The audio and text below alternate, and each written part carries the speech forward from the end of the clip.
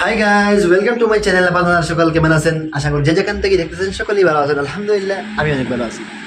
তো গাইজ, আমরা বিদেশে কিন্তু আসি অনেক বড় বড় স্বপ্ন নিয়ে। আসার পরে তুমি এইটাই ভাবি যে কী কাজ করা যায়, কী কাজ করে সবথেকে বেশি পয়সা পাওয়া যাবে, বেশি ইনকাম হবে। তো সেই উত্তরে আমি বলতে চাই, আপনি যদি বেঙ্গলুরে বা মুম্বাইতে আসেন, মুম্বাইতে থাকেন, তাহলে সুইগি জোম্যাটো করতে পারেন। সুইগি জোম্যাটো করলে কিন্তু আর্নিং আপনি মাস শেষে 30,000 থেকে 25,000 পর্যন্ত কামাতে পারবেন, কিন্তু অনেক রিস্ক থাকে ভাই। আর যদি সুইগি সিকিউরিটি করেন, তাহলে কিন্তু এত টাকা কামানো সম্ভব নয়। বেশ থেকে বেশ 20 থেকে 25,000 কামাতে পারবেন।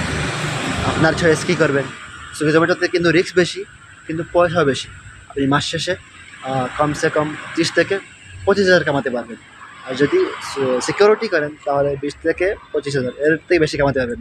আপনার চয়েস কী করবেন। মানে রাত অনেক হয়ে গেছে, 4টার মতন বাজতেছে, একদম গাড়ি রোডে নাই। এই সময় যদি আপনি ডিউটি করতে পারেন সুইগিতে, জোম্যাটোতে, তাহলে কিন্তু আর্নিং ভালো হবে। আমি এটা মানবো, ঠিক আছে। কিন্তু অনেক রিস্ক পাই, অনেক রিস্ক। রাত্রে যদি হতো, জানেন আপনারা, বেঙ্গলুরে রাউডি থাকে, রাউডি অনেক আছে, ঠিক আছে। ওদের জন্য অনেক রিস্ক হয়ে যায়। অনেক মানুষের কিন্তু মোবাইল গেছে, জীবনে অনেক ত্রুটি হয়েছে। মানে অনেকের যাওয়ার রাউডির সাথে ঝগড়া হওয়ার পরে দাঁত ভেঙে দিয়েছে, মারপিট করেছে। সেই জন্য আমি এটাই বলতে চাই, মানে এতটুকু রিস্ক নেওয়া কিন্তু জীবনের জন্য ভালো না। দেখতে পাচ্ছেন রোডের বর্তমানে অবস্থা, রোডের পাশে আছি, একটু রোড দেখাই আপনাদেরকে। এই রোডগুলো দেখতে পারেন, দেখেন একদম মানে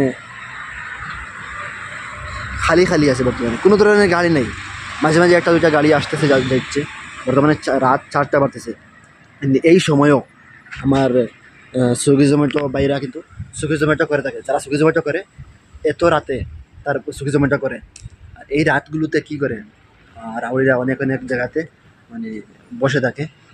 যারা সুইগি জোম্যাটো করে, ওরা আসলে মোবাইল নিয়ে নেয় বা অন্য মারপিটও করে। পয়সা পয়সা পয়সা বলবে আমাকে, মানে পয়সা করে দিয়ে দাও, তোমার হাতে কী আছে সবগুলো দিয়ে দাও। যদি না দেও ওদেরকে, তাহলে ভাই মারপিট করবে, তোমাকে জানে মেরে দিতে পারে। তার কিন্তু গ্যারান্টি। আর মোবাইল তো নেবেই, আর সাথে যে পয়সা করে যদি থাকে, তাহলে ওগুলোই যাবে। এই জন্য আমি বলতেছি, এত রিস্ক নেওয়া কিন্তু ঠিক না। আর আমি আমার আমার চোখে দেখেছি, মানে মোবাইল নিয়ে যাওয়া, মারপিট, এগুলো। আমি অন্য জায়গাতে ডিউটিতে ছিলাম, বর্তমানে যে সোসাইটিতে করতেছি, আগে কিন্তু ওই সোসাইটিতে ছিলাম না, অন্য সোসাইটিতে ছিলাম। আমাদের গেট থেকে মানে ডেলিভারি দিছে ভিতরে আমার এক ভাই, বিহারে সম্ভবত ছিল ওই ভাইটা। দিয়ে যাওয়ার পরেই বাইরে থেকে ওরা নিয়ে গেছে, করার কিছু নেই ভাই। এই নিয়ে চলে যাবে, আপনি কিছুই করতে পারবেন না। একটু পরে কিন্তু পুলিশ আসছে ওখানে, মানে পেট্রোলিং নেন, রাতে যারা পেট্রোলিং করে না, পুলিশ একটু পরেই আসছে। কিন্তু ওদেরকে বলার পরে, কমপ্লেন করার পরেও কিছুই হয়নি। এই জন্য বলতেছি, যদি মারও খান, মোবাইল যাবে, সব কিছু মানে হারাবেন, কিন্তু কোনো কিছু করতে পারবেন না ওদেরকে। আর সেই জন্য এত রিস্ক নেওয়া কিন্তু এটা কিন্তু ভালো নয়।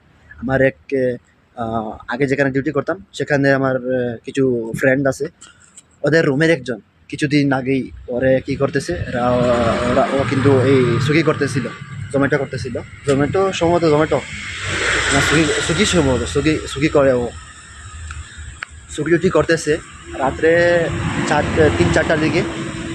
তারা এক জায়গাতে পিক আপ করতে গেছে। লেখাপড়া করতে যাওয়ার পরে বাইক রেখে পিক আপ করতে গেছে। পিক আপ করে আসার পরে কিছু রাউডিরা কী করছে, ওর বাইকটা ওখান থেকে সরিয়ে নিয়েছে। সম্ভবত লক করে নাই, কোনো কিছু হয়তো হয়েছে, লকই করে নেই মনে হচ্ছে না। কিছু মানে যেখানে গাড়ি রেখে গিয়েছিল সেখানে পায়নি। তারপরে একটু খোঁজাখুঁজি করে দেখে গাড়িটা নেই, গাড়িটা গেছে। এই জন্য আমি বলতেছি, দেখতেছেন আপনি, একটা বাইক জীবনে, মানে আমরা মধ্যবিত্ত মানুষ কত কষ্ট করে মানে আমরা বাইক করে কিনে থাকি।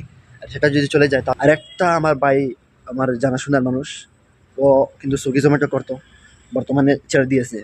সিকিউরিটিতে কোথায় জয়েনিং হচ্ছে। আহ, ও ও যখন করতো এইরকমই পুরা রাত ডিউটি করতো, বেশি পয়সা কামাবে না, তাই জন্য। বেশি কম পয়সা কামাবে এর জন্যই পুরা রাত ডিউটি করলো। একদিন কি হলো, এইরকম রাউডির সাথে ঝগড়া হলো।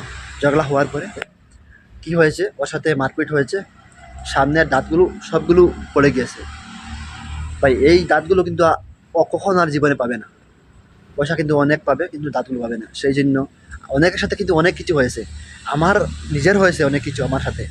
মানে এরকম কিছু হয় নাই, ঝগড়া মারপিট হয় নাই, কিন্তু অনেক কিছু আমি দেখেছি। একদিন আমি আগে এই জোম্যাটো সুইগি করতাম, মানে পার্ট টাইম করতাম, আমি ডিউটি করতাম, সাথে পার্ট টাইম এই কাজগুলো করতাম।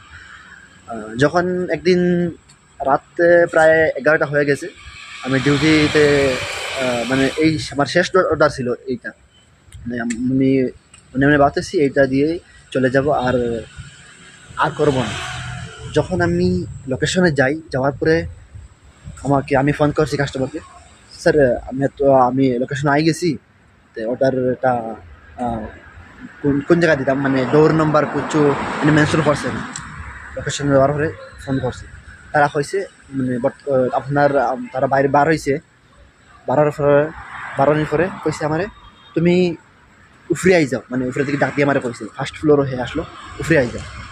ঠিক আছে, আমি বলছি ঠিক আছে স্যার, আইয়ে উফরে গেছি।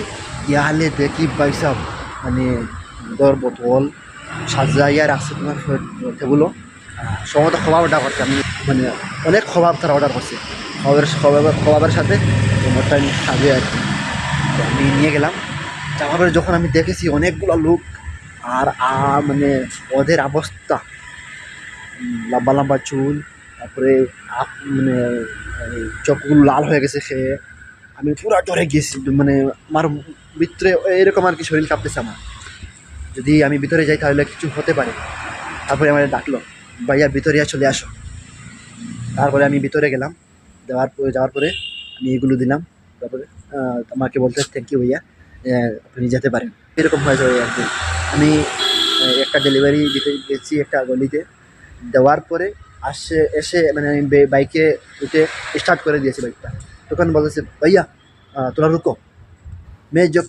যখন আমি পিছিয়ে দেখছি দুইজন মানে একটা বাইকে স্কুটিতে করে আসছে, আমাকে বলছে টাইম কত। আমি বুঝে গেছি ওরা কিন্তু আমার মোবাইল নিতেই আসছে বা কোনো কিছু করবে আমার সাথে। তাই আমি বাইকটা মানে পুরো স্পিডে দিয়ে গলি থেকে বাইরে চলে আসছি। তারপরে কিন্তু ওরা আমার পিছা মানে বেশি একটু মানে আমার পিছিয়ে আসছে, তারপরে চলে গিয়েছে। সেই জন্য আমি বলতে চাই আমার আসামের বিহারের অনেক বাইরা এগুলো করেন, অনেক সতর্ক থাকবেন। যারা এত রিস্ক নিয়ে এই ডেলিভারি কাজগুলো করতেছে, সেই বাইরের জন্য আমার অনেক অনেক দোয়া রইল, আল্লাহ যেন ওদেরকে সুস্থ রাখেন। পরিবারের স্বার্থে ওরা অনেক রিস্ক নিয়ে কাজ করতেছে। তো বাইরা আজকে বিদায় নিচ্ছি। আসসালামু আলাইকুম ওয়া রাহমাতুল্লাহি ওয়া বারাকাতুহু।